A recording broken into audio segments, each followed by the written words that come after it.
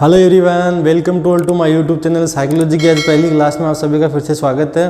आज की वीडियो में हम बात करेंगे साइकोलॉजी के इंट्रोडक्शन के बारे में। साइकोलॉजी का मीनिंग क्या होता है, हिस्ट्री क्या रही है। इसके अलावा साइकोलॉजी अलग अलग स्कूल्स है, जैसे कि स्ट्रक्चरलिज्म है, गेस्टल साइकोलॉजी है, फंक्शनलिज्म है, बिहेवियरिज्म है और साइको एनालिसिस। इस प्रकार इन सब चीज़ों के बारे में आप बेसिक अपन जानकारी प्राप्त करेंगे। तो वीडियो कंप्लीट देखिएगा। चैनल को सब्सक्राइब नहीं किया तो चैनल को अभी सब्सक्राइब करने के साथ साथ नोटिफिकेशन बेल को दबाकर ऑल पर क्लिक कीजिएगा, क्योंकि ऐसे हेल्पफुल कंटेंट मैं आपके लिए बनाता रहता हूँ। तो शुरू करते हैं आज का ये वीडियो।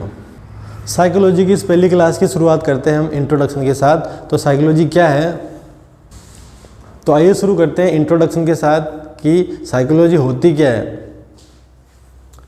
साइकोलॉजी एक ग्रीक वर्ड से बना हुआ शब्द है जो दो शब्दों से मिलके बनता है, psyche and logos. Psyche means soul and logos means study, means study of soul. तो साइकोलॉजी का जो एंशिएंट मीनिंग है, जो प्राचीन जो अर्थ है, इसका अर्थ है स्टडी ऑफ सोल या आत्मा का अध्ययन करना, जो ग्रीक भाषा के शब्द साइकी और लोगोस से मिलके बनता है। एंशिएंट टाइम में जो साइकोलॉजी थी उसका मतलब ये समझा जाने लगा कि स्टडी ऑफ सोल, आत्मा का अध्ययन करना। परंतु अलग अलग साइकोलॉजिस्ट का मत था कि स्टडी ऑफ सोल एक वेग्यू या अस्पष्ट चीज़ है और इसके अलग अलग अर्थ निकलते हैं। तो बाद में अलग अलग साइकोलॉजिस्ट के द्वारा साइकोलॉजी जो डेफिनेशन है उसमें किस प्रकार बदलाव आए वो एक एक करके देखते हैं। तो नंबर 1 बात करते हैं कि एंशिएंट टाइम के बाद विलियम जेम्स ने क्या बताया, mind is study of soul के स्थान पे स्टडी ऑफ माइंड, साइकोलॉजी भी मीन्स स्टडी ऑफ माइंड। तो विलियम जेम्स ने क्या कहा कि माइंड का अध्ययन करना साइकोलॉजी है। इसके साथ नेक्स्ट बात करते हैं, जर्मन साइकोलॉजिस्ट विलियम वुंड ने क्या कहा, स्टडी ऑफ कॉन्शियसनेस। तो विलियम वुंड के मतानुसार साइकोलॉजी क्या है, कॉन्शियसनेस या चेतना का अध्ययन करना। अब बात करते हैं एट करंट हम क्या पढ़ रहे हैं। तो करंट डेफिनेशन साइकोलॉजी क्या कहती है, psychology is the study of human behaviour, मानव के व्यवहारों का अध्ययन करना, बिहेवियर का अध्ययन करना ही साइकोलॉजी। इस प्रकार study of soul, study of mind, study of consciousness से बढ़ते बढ़ते एट करंट कहाँ पहुँच गए हम, स्टडी ऑफ बिहेवियर, मानव के व्यवहारों का, बिहेवियर का अध्ययन करना ही साइकोलॉजी कहलाता है।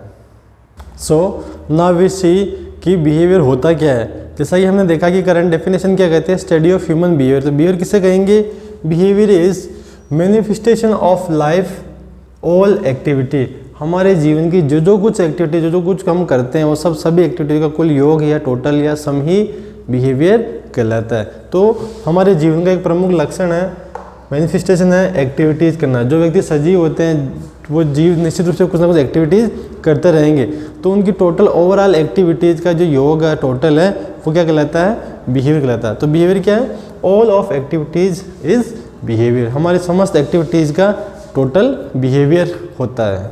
हमने जाना कि हमारी सभी प्रकार की एक्टिविटीज़ का जो टोटल है वो बिहेवियर कहलाता है। तो अब हम देखते हैं कि बिहेवियर में कौन कौन सी एक्टिविटीज़ शामिल हो सकती है। तो मुख्य रूप से बिहेवियर में 3 प्रकार की एक्टिविटीज़ होती है। नंबर 1 मोटर और कॉग्निटिव एक्टिविटीज़, नंबर 2 कॉग्निटिव और इंटेलेक्चुअल एक्टिविटीज़, नंबर 3 अफेक्टिव और इमोशनल एक्टिविटीज़। तो नंबर 1 देखते हैं मोटर और कॉग्निटिव एक्टिविटीज़। ऐसी एक्टिविटीज़ जिनमें मूवमेंट होती है, मानव व्यवहार की वो एक्टिविटीज़ जिनमें मूवमेंट होती है, गति होती है, वो मोटर एक्टिविटीज़ कहलाती है। जैसे वॉकिंग, चलना, स्विमिंग, तैरना, डांसिंग, नाचना। इसी प्रकार कॉग्निटिव और इंटेलेक्चुअल में क्या क्या आएगी, कॉग्निटिव में थिंकिंग, रीजनिंग, इमेजिनेशन।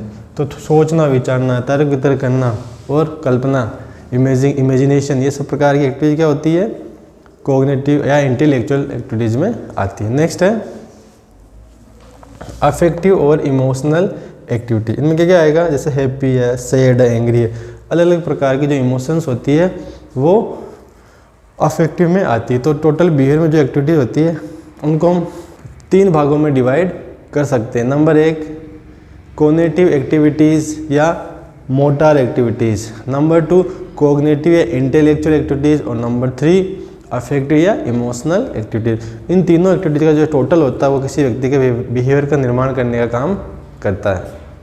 तो अब हम साइकोलॉजी से रिलेटेड कुछ हिस्टोरिकल चीज़ों के बारे में जानकारी प्राप्त कर, जो इंपॉर्टेंट चीज़ें होती है तो देखते हैं एक एक करके। नंबर 1 1879 में जर्मन साइकोलॉजिस्ट विलियम वुंड ने first psychological laboratory Leipzig university Germany में स्थापित की। ये बहुत इंपॉर्टेंट क्वेश्चन जो कई कंपटीशन में पूछा गया है कि साइकोलॉजी की फर्स्ट जो लेबोरेटरी है वो किसने स्थापित की, कब स्थापित की और कहाँ स्थापित की। तो नंबर 1 ईयर है 1879 में जर्मनी में विलियम वुंड ने लिप्जिंग यूनिवर्सिटी में एस्टैब्लिश की, जहाँ पर बिहेवियर को मेजर करने के लिए लेबोरेटरी स्थापित की गई। जो साइकोलॉजिकल लेबोरेटरी है उसका यूज क्या था, तो साइकोलॉजिकल लेबोरेटरी जो लिप्जिंग में एस्टैब्लिश की गई थी उसका उद्देश्य क्या था, ह्यूमन बिहेवियर को मेजर करना। इस प्रकार एक इम्पोर्टेंट चीज़ है कि फादर ऑफ साइकोलॉजी किसे कहा जाता है, तो father of psychology William wound को कहा जाता है, जिन्होंने ह्यूमन के बिहेवियर को मेजर करने के लिए साइकोलॉजिकल लेबोरेटरी एस्टैब्लिश की थी। इसी प्रकार साइकोलॉजी में कुछ नए नए टर्म्स के बारे में या कुछ चेंजेस किए, उनमें जो महत्वपूर्ण योगदान है उसमें बात करते हैं विलियम जेम्स। तो विलियम जेम्स ने क्या कहा था, psychology is study of mind, psychology is study of soul. हम प्रारंभ में पढ़ रहे थे, लेकिन विलियम जेम्स ने कहा कि यह स्पष्ट चीज़ है, साइकोलॉजी क्या है, स्टडी ऑफ माइंड है। तो इस प्रकार लेबोरेटरी का एस्टेब्लिश होना, ह्यूमन बिहेवियर को मेजर करना, और इसके साथ साथ साइकोलॉजी में कुछ चेंजेस आए जो हिस्टोरिकल चीज़ें थी जो इंपॉर्टेंट हमने देखी है। नाउ हम बात करते हैं वेरियस स्कूल्स ऑफ साइकोलॉजी। अलग अलग साइकोलॉजिस्ट थे, उन्होंने साइकोलॉजी की स्कूल्स के बारे में बताया। स्कूल्स क्या थी, साइकोलॉजी में माइंड क्या होता है, ह्यूमन बिहेवियर क्या होता है, इनके बारे में अलग अलग जो कॉन्सेप्ट थे इन अलग अलग साइकोलॉजिस्ट के जो एस्टैब्लिश स्कूल्स थे उनके द्वारा दिए गए थे। साइकोलॉजी में जो 5 इंपॉर्टेंट स्कूल्स है वो इस प्रकार है। Number 1 structuralism, number 2 gestalt psychology, number 3 functionalism, number 4 behaviourism और नंबर 5 साइको एनालिसिस। इस प्रकार ये 5 प्रमुख साइकोलॉजी की स्कूल्स है जो साइकोलॉजी के बारे में अपने अपने कॉन्सेप्ट देती है। अब ये क्या होती है, किसने एस्टैब्लिश की, कब की गई, इनके क्या व्यूज़ थे, कॉन्सेप्ट क्या थे, वो हम नेक्स्ट क्लास में बात करेंगे। तो आज हमने जाना कि साइकोलॉजी क्या होती है, साइकोलॉजी का इंट्रोडक्टिव पार्ट क्या होता है, साइकोलॉजी के जो अलग अलग जो डेफिनेशन उसमें कैसे कैसे बदलाव हुए, इसके साथ हिस्टोरिकली साइकोलॉजी में इंपॉर्टेंट पर्सन कौन होते हैं, फादर ऑफ साइकोलॉजी किसे कहा जाता है, प्रैक्टिकल जो लेबोरेटरी थी वो किसने स्थापित की, कहाँ की, कब की, और इसके साथ हमने जाना कि अलग अलग स्कूल्स कौन कौन सी, और इसके साथ साथ हमने जाना कि साइकोलॉजी के वेरियस स्कूल्स क्या, उनके कॉन्सेप्ट क्या होंगे, वो आगे क्लास में अपन देखने वाले हैं।